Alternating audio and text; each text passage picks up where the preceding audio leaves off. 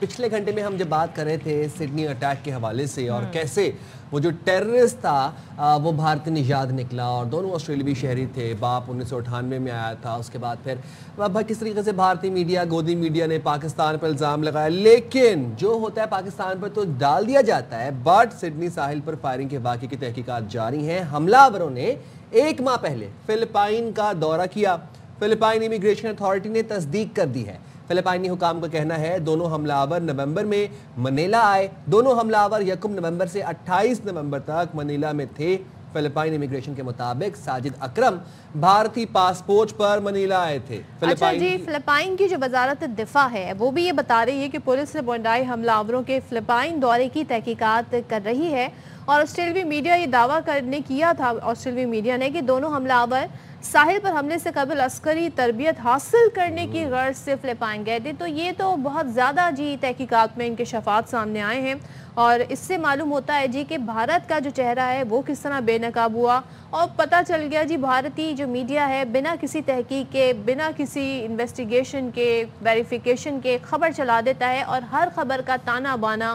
وہ پاکستان سے جوڑ دیتا ہے۔ انہوں نے نوید جو پاکستانی آسٹریلیا میں بستے ہیں ان کی تصویر چلا دی، ان کو پھر آنا پڑا سوشل میڈیا پر، بتانا پڑا کہ میں وہ شخص نہیں ہوں جس نے یہ دہشت گردی کی کارروائی کی ہے۔ اب بھارتی میڈیا اس وقت کیا کر رہا ہوگا، سوال یہ ہے، کیونکہ انہوں نے جو دعوے کیے آسٹریلیا جو ہے وہ اس کے برعکس دعوے کر رہا ہے، اور جیسے کہ اس سے پہلے ہماری جب بات ہو رہی تھی، دفاعی تجزیہ کار ہمارے ساتھ موجود تھے، سیکیورٹی ایکسپرٹ ہمارے ساتھ موجود تھے، وہی کہہ رہے تھے کہ جناب یہ تو بھارت کی ایک نیشنل نیریٹو ہے جس میں پاکستان کو نشانہ بنانا، مسلمانوں کو نشانہ بنانا، اگر کسی کا نام مسلمان ہو، مسلمان جیسا نام ہو، تو پھر تو جی آپ اس کو اس طرح پورٹری کرتے ہیں، اور اس کے ساتھ ساتھ ہم دیکھتے ہیں کہ اسرائیل بھی شامل ہو جاتا ہے۔ بالکل جی، تو بات کر لیتے ہیں بریگیڈیئر ریٹائرڈ مسعود احمد صاحب ہمارے ساتھ موجود ہیں۔ مسعود صاحب بہت شکریہ، آپ نے وقت نکالا عربہ نیوز کے لیے۔ کل تک تو یہ تماشا چل رہا تھا کہ بھارتی گودی میڈیا یروشلم پوسٹ کو سورس آؤٹ کر رہا تھا، کریڈٹ دے رہا تھا ساری خبروں کے، اور وہ جو تھے وہ بھارتی میڈیا کو کریڈٹس دے رہے تھے۔ آج اب فلپائن امیگریشن کے مطابق ساجد اکرم بھارتی پاسپورٹ پر منیلا آئے تھے، جہاں پر وہ دورہ کرتے رہے، وہاں پر تربیت حاصل کرتے رہے۔ کتنا بڑا جھوٹ تھا یہ بھارتی میڈیا کی جانب سے، جو کہ اب بے نقاب ہو چکا ہے۔ جی ہاں، دیکھیں کہ جس طریقے سے وہ چیخیں اس وقت نکل رہی تھی، شروع میں جس طریقے سے انہوں نے ڈائیورٹ کرنے کی کوشش کی اٹینشن، اور سارا انہوں نے ملبہ پاکستان پہ ڈالنے کی کوشش کی، اور اس کے بعد اب جب یہ چیزیں اسٹیبلش ہوئی ہیں تو میرے خیال میں اور انڈیا فردر ایکسپوز ہوتا جا رہا ہے۔ اور یہ ساجد جو ہے دیکھیں کہ یہ اسٹوڈنٹ ویزے پہ اتر پردیش کے رہنے والا تھا، یہ وہاں سے آیا تھا، اور آسٹریلیا میں آ کے اس کی شادی وہاں پہ ہوئی تھی ایک اٹالین خاتون کے ساتھ، اور پھر جو نوید جو تھا وہ وہیں پہ پیدا ہوا، تو وہ باپ بیٹا، پھر آپ سمجھ لیں کہ آسٹریلین یہ نیشنلٹی بھی ان کے پاس تھی، لیکن پیچھے سے اوریجن ان کا انڈیا کا تھا۔ سیکنڈ یہ ہے کہ دیکھیں کہ ان کی جو گاڑیوں سے جو فلیگز جو ملے تھے وہ داعش کے ملے ہیں، تو پاس میں انڈیا کا ایک لنک رہا ہے داعش کے ساتھ، اور اگر آپ اس کو ریسرچ کریں گے تو وہ لنک اسٹیبلش ہوتا ہے۔ Ajit Doval was the man who was instrumental یہ داعش کو ساؤتھ ایشیا میں لانے میں، اور اسپیشلی ان کی جو پریزنس ہے افغانستان میں۔ اگر آپ کو یاد ہو تو جو سری لنکا میں جو اٹیکس ہوئے تھے، جن میں ان کے ٹیمپلز پہ، مندروں پہ حملے ہوئے تھے اور بہت سارے سری لنکنس مارے گئے تھے، اس میں بھی ساؤتھ انڈیا کے مسلمان اس میں انوالو تھے، اور وہ سارے تامل ناڈو کے تھے، اور تامل ناڈو میں ان کی ٹریننگ ہوئی تھی۔ سملرلی افغانستان میں کرزئی کی حکومت کے دور میں کچھ ایک وہاں پہ داعش کے کیمپ پہ ریڈ ہوا، تو کچھ لوگ 3 خواتین پکڑی گئی تھی، وہ بھی ساؤتھ انڈیا کی تھی، را کی تھی، اینڈ دے ور دیئر، وہاں پہ وہ پیسے ڈسٹریبیوٹ کر رہی تھی۔ وہ فارن پالیسی میگزین نے آج سے چند سال پہلے ایک سٹوری کیری کی تھی، اور انہوں نے لکھا تھا کہ Indians and Central Asians are the new face of Islamic State. So اب یہ پاسبلٹی آپ رول آؤٹ نہیں کر سکتے ہیں، بیہائنڈ یہ را کے لوگ تھے، را ان کو یوز کر رہا تھا، اور کر کے ایک ملبہ ڈال رہے تھے پاکستان پہ، مسلمانوں پہ۔ سو ایک وہ لنک اسٹیبلش ہو رہا تھا، اور دیکھیں بریگیڈیئر صاحب مجھے ایک چیز بتائیے گا، جب اس طرح کے واقعات میں اگر کوئی ایسے شخص ملوث ہو جس کا تعلق ہو جی اب جیسے کہ بتایا جا رہا ہے انڈیا سے نہیں ہو لیکن پاکستان سے ہو، خدا نخواستہ، یا افغانستان سے ہو، یا کسی اور ایسی مسلم کنٹری سے ہو، ری ایکشن بڑا اسٹرانگ آتا ہے عالمی برادری کا यहाँ पर आप एक्सपेक्ट करते हैं कि पूछगछ की जाएगी, भारत को भी इसमें मुलव्वस किया जाएगा कि नहीं, क्योंकि भले कि वो ऑस्ट्रेलिया में रहते हो, भले उन्होंने फिलिपाइन से किया गए तो भारतीय पासपोर्ट पर ट्रैवल उन्होंने किया, तो यहाँ पर भारत को भी कटहरे में लाया जाएगा सूरत हाल में? नहीं जी, अभी आएगा। देखें कि ये अगर आपको याद हो, जब हरदीप सिंह नगर की असैसिनेशन हुई तो ये इंफॉर्मेशन इंटेलिजेंस 5 आइज कंट्रीज ने दी थी, 5 आइज में ऑस्ट्रेलिया भी शामिल था। सो एक ये भी चीज़ बैकग्राउंड में हो सकती है कि वो भी फैक्टर हो सकता है। और फिर उस वक्त देखें कनाडा ने स्टैंड लिया था, तो सिमिलरली आजकल देखें इंडिया की आइसोलेशन है, ट्रम्प वैसे भी इनके पीछे है, टैरिफ के इश्यूज हैं, बहुत सारे मसले हैं, ट्रांसनेशनल रिप्रेशन है, सिखों के असैसिनेशन में ये इन्वॉल्व हैं, और पन्नू के असैसिनेशन का प्लॉट था अमेरिका में फाइल हुआ, और बाकी है। और मेरे ख्याल में एक स्टैंड अभी ये ऑस्ट्रेलियंस लेंगे, क्योंकि ऑस्ट्रेलिया के ऊपर बड़ा प्रेशर है, इजराइल की तरफ से भी आ रहा है, लेकिन डोमेस्टिक पॉलिटिकल प्रेशर भी उनके ऊपर आ रहा है। तो अब ये चीज़ें होंगी, और मेरे ख्याल में ये इंडिया के लिए आप समझ लें कि बुरा वक्त आता है तो हजीमत और शिकस्त दर शिकस्त उनके साथ होती जा रही है। और इसमें देखें ना, ये कंफर्म होती जा रही है कि ये ट्रांसनेशनल रिप्रेशन है,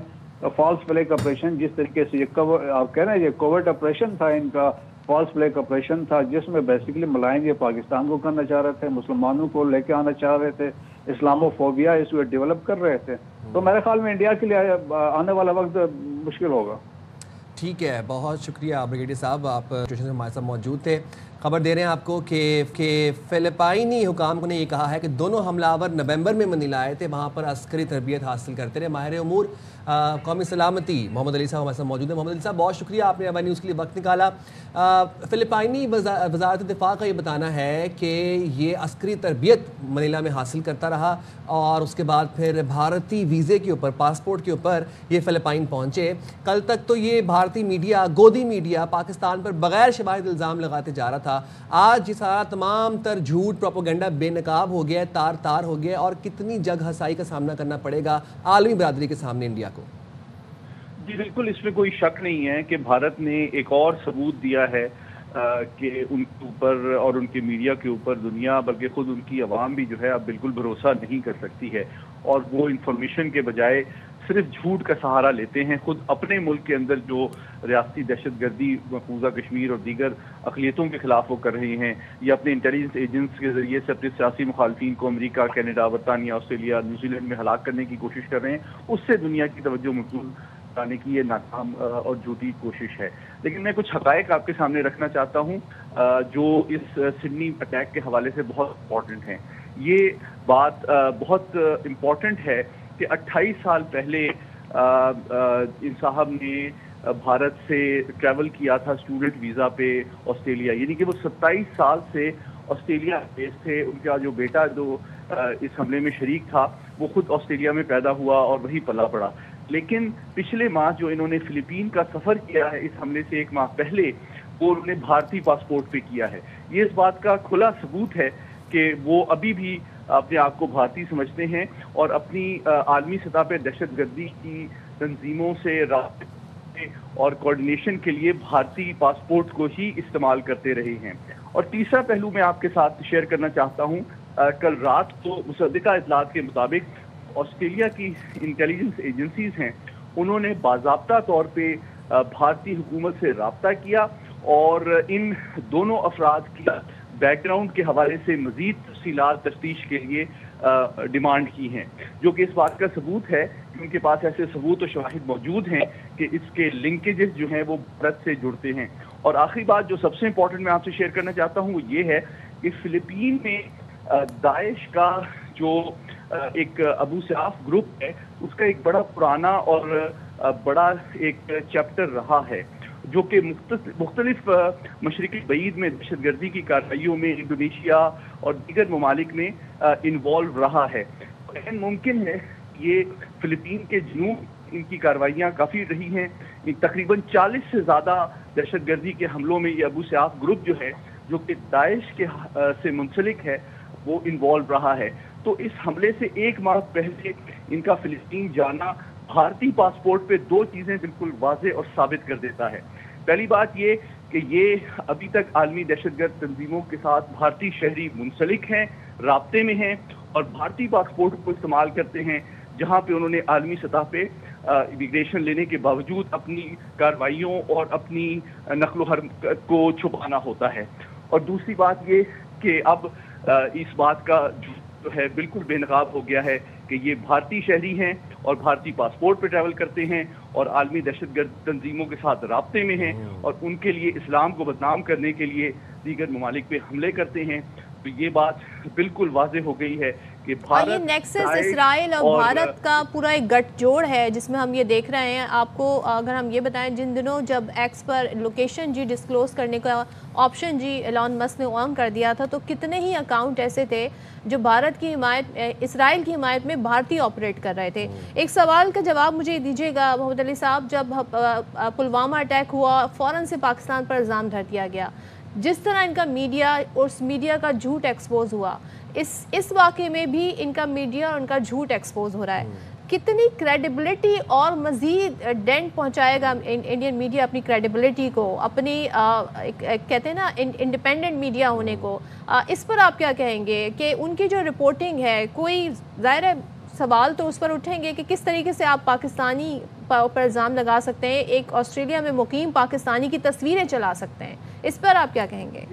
देखिए, मैं समझता हूँ कि बात बिल्कुल वाज़ेह है कि जो झूठ बोलता है और जुराइम में का मुर्तकिब होता है, उसी को झूठ का सहारा लेने की ज़रूरत पड़ती है। जो कि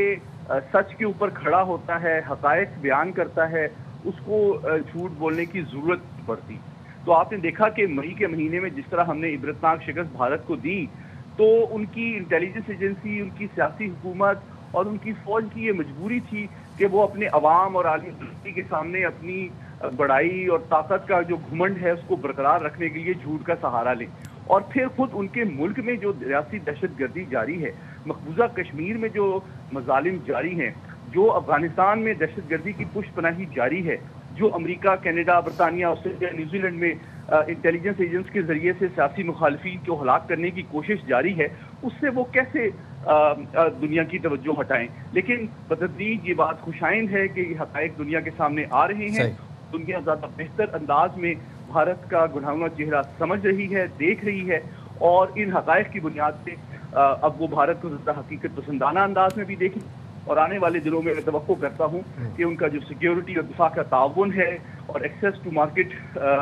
जो एक्सपोर्ट मार्केट है, उनमें भी कमी आएगी। और इसको आप लिंक करें कि रोज़ाना जो एम्बेरस करते हैं सदर ट्रंप उनको, और उनके ऊपर माशी दबाव बढ़ रहा है, ये ऐसे ही तो नहीं है, क्योंकि अब अमेरिका भी और दीगर मगरबी ताकतें भारत की असलियत जान चुकी हैं, और बजाय इसके कि वो उनकी सरपरस्ती करें, उनका डिफेंस बिल्डअप करें, वो अब उनके ऊपर माशी बढ़ा रही हैं। और आने वाले दिनों में भारत अपनी गलतियों, अपने झूठ और अपनी दहशतगर्दी की कार्रवाइयों के बिना पर दुनिया में तन्हा होता जा रहा है। बिल्कुल, बहुत शुक्रिया। सईद मोहम्मद अली हमारे साथ थे। और